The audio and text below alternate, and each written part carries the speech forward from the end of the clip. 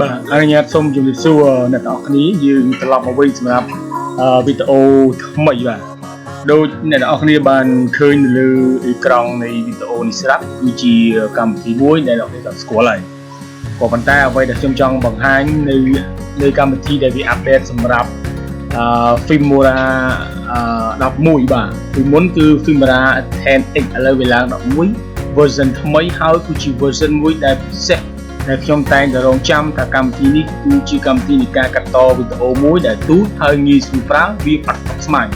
អ្វីដែលសំខាន់នោះគឺវាបានស្គាល់ហើយនឹង support ទៅលើ font Unicode គ្រប់ជើងដៃទាំងអស់ទាំងក្បាលទាំងទុយអីគឺមិនពិបាកដូចមុនទេពីមុនបងប្អូនរាប់ប្រើហើយថាវាពិបាកក្នុងការប្រើប្រាស់ទៅលើហៅថា support ទៅលើ font Unicode ហ្នឹងវាអត់គ្រប់ជើងដៃអញ្ចឹងណា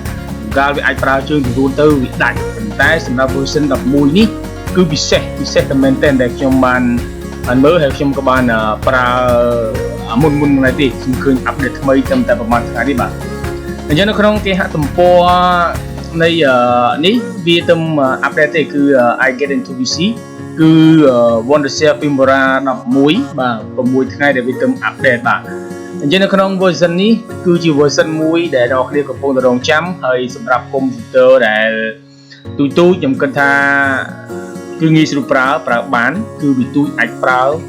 ដែលអ្នកគ្នាពិបាកក្នុងការស្មុគស្មាញទៅលើការប្រើប្រាស់ទៅលើ Adobe Premiere ដែលជាកម្មវិធីកាត់ត professional នោះតែឥឡូវអ្នកគ្នាធ្វើ blog តិចតួចវីដេអូធម្មតាអីកាត់តលក់ promotion លក់អីនេះគឺងាយស្រួលក្នុងការប្រើបាទងាយស្រួលតើវាមាន keyframe វាមាន motion tracking វាមាន speed wrapping ហើយវាមាន split screen ទៀតវាមានច្រើនហើយមាន green screen អាចប្រើប្រាស់ច្រើនមែនទែនហើយវាមាន mask blend ហើយវីដេអូក៏កោខ្ញុំបង្ហាញទៅក្នុងការប្រើប្រាស់អស់ហ្នឹងscreen recorder ក៏អាចប្រើបាន auto reframe ក៏ប្រើបាន color match ឬក៏ color correction នេះគឺកែបានទាំងអស់នៅក្នុងកម្មវិធីដែលវា update ថ្មីចំពោះ operating system Windows 7 8.1 10 11នេះគឺវា support RAM memory អីគឺ 8GB គឺតម្រូវឲ្យប្រើបានបាទដោយកុំព្យូទ័រដែល laptop ដែលខ្ញុំកំពុងតែធ្វើ record ទៅលើវីដេអូនេះក៏ខ្ញុំក៏ RAM កុំព្យូទ័រខ្ញុំតែ 8GB ដែរបាទហើយ hard disk វិញ hard disk space វាគឺតែ 2GB ទេយើងអាចប្រើបានបាទហើយតកតងទៅនឹងប្រភេទអីកុំព្យូទ័រអីជាខ្ញុំអាហ្នឹងក៏វាមិនសូវនេះគេ IC អីគឺថាបានដែរបាទហើយនេះគឺជា feature វាដែលវាទៅ update ថ្មីដែរបាទថ្មីហើយកន្លែងនេះបាទហើយនេះគឺជា file download យើង download ទៅហើយនេះគឺជា password បើសិនអ្នកគ្នាអត់ download ទេអ្នកគ្នាអាចមើលនៅ link ខាងក្រោមនៃវីដេអូនេះឬក៏ខាងលើដែលខ្ញុំបានផុសនៅក្នុង Facebook page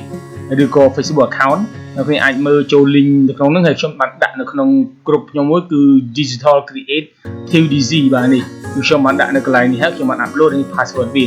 បាទនេះក៏ខ្ញុំបាន upload ចូលនៅក្នុងក្រុមដែរដែលខ្ញុំបានបង្ហាញតែ feature វាថ្មីច្រើនទៅទៅនឹងកម្មវិធីហ្នឹងបាទនេះក៏ខ្ញុំទៅប្រើដែរដែលខ្ញុំទៅបានដាក់បាទ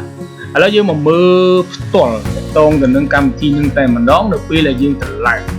ខ្ញុំអត់បានបង្ហាញទៅលើវីដេអូដំឡើងទេដោយសារតែវាមិនខុសពី version មុនទេដែលយើងអាចត្រឡប់បានមានន័យថានៅពេលដែលយើងបាទនៅពេលដែលយើង extra វានេះបាទអញ្ចឹង file នេះគឺជា file ដើមនេះ file ដើមដែលយើង copy យើង download ពី internet មកគឺយើងយក mouse ស្ដាំហើយយកពីថា extra file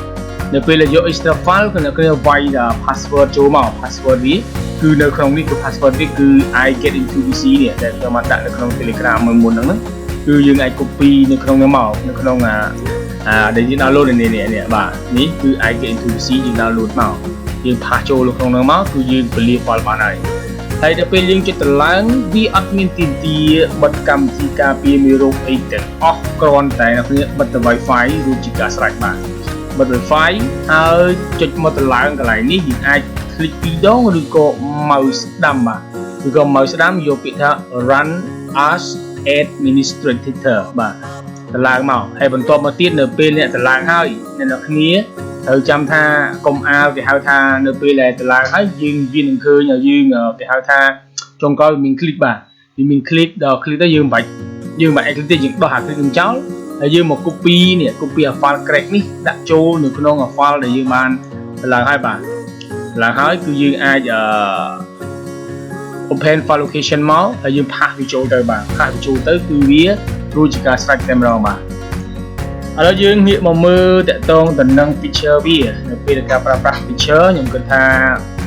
វាប្លែកពីមុនដែលយើងអាចបើកមកគឺវាខុសបាទវាខុសមែនតើនេះវាមាន create project instant mood beta ប្រហែលតកតងទៅនឹងហៅថាប្រើប្រាស់ទៅលើ Facebook បាទអានេះ creator academy អញ្ចឹងខ្ញុំក៏បង្ហាញតែ create project listen បាទនៅខ្វះខាតចន្លោះចាំខ្ញុំនឹងបញ្ចេញវីដេអូក្រោយទៀតបាទឥឡូវយើងចូលទៅលើ new project បាទចុច new project មកវានឹង load មកនៅក្នុងកម្មវិធីនឹងស្រាប់តែម្ដងនេះណាអញ្ចឹងនៅក្នុងហ្នឹងអ្វីដែលជាថ្មីហើយដោយសារជាស្រ័យផងដោយសារនៅផ្ទះនៅកន្លែងផ្ទះខ្ញុំនេះវាអ៊ីនធឺណិតអត់ស្ដារទេអញ្ចឹងអាចមានបញ្ហានៅការបង្ហាញក៏វាមិនអត់ដែរខ្ញុំក៏បង្ហាញថាតើវាពិតជាស្គាល់ font ខ្មែរឬក៏មិនឬក៏អត់បាទអានេះជា new feature ដែលវាថ្មីបាទ new feature ថ្មីដែលវាឲ្យច្រើនតែម្ដងវាមានរងឲ្យមានគំរូផ្សេងទៀតខ្ញុំនឹងប្រាប់នៅពេលក្រោយបាទឥឡូវឧទាហរណ៍ថាខ្ញុំឧទាហរណ៍នៅលើ title នេះមួយតែម្ដងបាទ title កន្លែងនេះបាទសម្រងចាំបន្តិចទៅដោយសារតែអ៊ីនធឺណិតរបស់ខ្ញុំវាកំពុងតែ loon បាទគឺកំពុងតែ loon តែម្ដងបាទនេះគឺជាទម្រង់ថ្មីដែលមួយចំនួនដែលវាឲ្យហើយមួយចំនួនទៀតចំណាវាចេញអារូបពេជ្រនេះគឺវាមិនឲ្យទេវាទាមទារយើងទិញតែម្ដងបាទអ្វីដែលសំខាន់ខ្ញុំឧទាហរណ៍ថានៅក្នុងប្រភេទintro នេះមួយណាខ្ញុំប្រភេទ intro នេះមួយខ្ញុំដាក់ថាមិនទាញវាទម្លាក់នៅក្នុងនេះហើយខ្ញុំទៅមើលតើវាស្គាល់ font ខ្មែរឬក៏ណាកុំឲ្យតែខ្ញុំចេះតែនិយាយណាបាទហើយការពារខ្ញុំប្រើទៅវាមិនដូចចិត្តទេអាហ្នឹងក៏សូមអធិស្ឋានផងដែរបាទឥឡូវខ្ញុំ select នៅកន្លែងនេះមួយខ្ញុំទាញទម្លាក់ចេញបាទនៅកន្លែងនេះអានេះខ្ញុំដូចមិនត្រូវការទេអាក្រោមខ្ញុំ click ទៅ2ដងមកហើយខ្ញុំទៅលុបវាចោលនេះកន្លែងនេះចោលបាទសម្រាប់អ្នកដែលធ្លាប់ប្រើគឺប្រើបានហើយឥឡូវខ្ញុំមកបង្ហាញវីដេអូនឹងសិនហើយមេរៀនក្រោយខ្ញុំនឹងរៀបតាមលំដាប់ដោយខ្ញុំទៅសារអ្នកខ្លះក៏ចេះប្រើហើយគាត់អាចយកទៅឡើងបានតែម្ដងបាទនៅកន្លែងនេះខ្ញុំនឹងឧទាហរណ៍មួយខ្ញុំដាក់ថាការប្រណាំងរថយន្តចុះបាទខ្ញុំទៅសេហ្វុនខ្មែរបាទការប្រកួតរថយន្តបាទការប្រកួតបាទរថយន្តបាទរថយន្តអញ្ចឹងវាអត់ទាន់ចេញទេទៅដល់ហ្វុនខ្មែរអញ្ចឹងនៅគ្នាត្រូវតែ select វាហើយបន្តទៅចូលនៅកន្លែងនេះដើម្បីយក font បាទនេះសិត font ដែលខ្ញុំធ្លាប់ប្រើដល់មានអញ្ចឹងមិញវា load បាទគឺវា load តែម្ដងខ្ញុំអូសវាឡើងទៅលើទីទៅតែជា icon ហ្នឹងគឺវានៅខាងលើណាគឺនៅខាងលើបាទ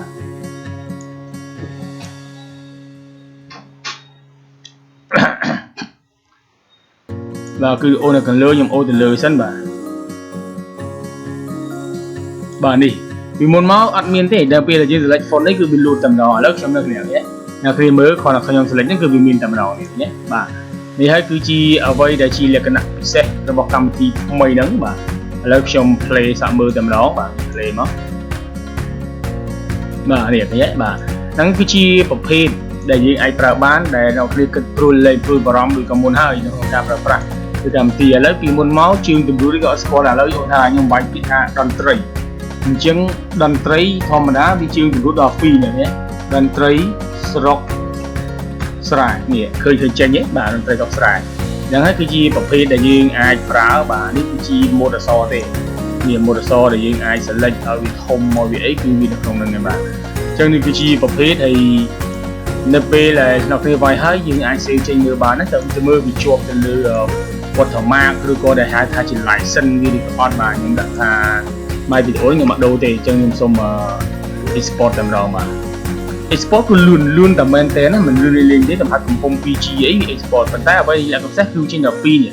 វាចេញដល់ប្រភេទ2វាមាន file my video highlight ហើយនិង video ធម្មតាប៉ុន្តែវាស្តៀងគឺវា file អស់ហ្នឹងប៉ុន្តែខ្ញុំនឹងតែ file ហ្នឹងនឹងវាឲ្យចំណេញនេះនេះទំហំវា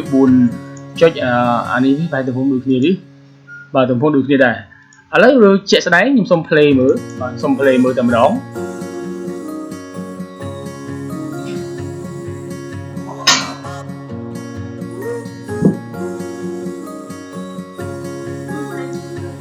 ខ្ញុំសូម play តែម្ដងតែតងហ្នឹងបាទនេះគឺច្បាស់តែម្ដងបាទអញ្ចឹងវាមានតែប៉ុណ្ណឹងតែតការប្រើប្រាស់ដែលជាការជូនទៅលើព័ត៌មានសម្រាប់បងប្អូនដែលពេញចិត្តការប្រើប្រាស់កម្មវិធីនេះដោយសារខ្ញុំមិនបានលម្អិតទៅទាំងអស់ទេទីមួយកុំឲ្យវាវែងពេកហើយ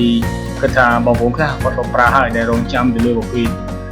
Wonder Share Filmora នេះគឺពីមុនមកអត់ស្គាល់ប៉ុនខ្មែរទេឥឡូវគឺអបអរសាទរផងដែលយើងអាចប្រើប្រាស់ទៅលើកម្មវិធីហ្នឹងសម្រាប់បងប្អូនដែលប្រើ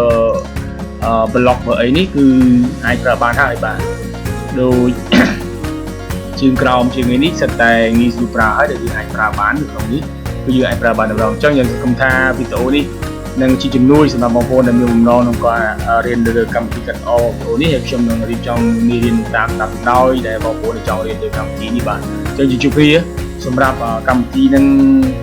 ក្រោយទៀតបាទអរគុណបាទជួយចុច like subscribe ឬក៏ share ផងបាទឬក៏អាចចូលនៅក្នុងក្រុមដើម្បីភាសាគ្នាក្នុងហ្នឹងមានចំណុចអាចចូលនៅក្នុងក្រុម link តាម YouTube នៅ description ខាងក្រោមចំណែក Facebook page ឬក៏ account នៅខាងលើបាទអរគុណជួបគ្នាសម្រាប់វីដេអូក្រោយទៀតបាទជូនពរសំណាងល្អ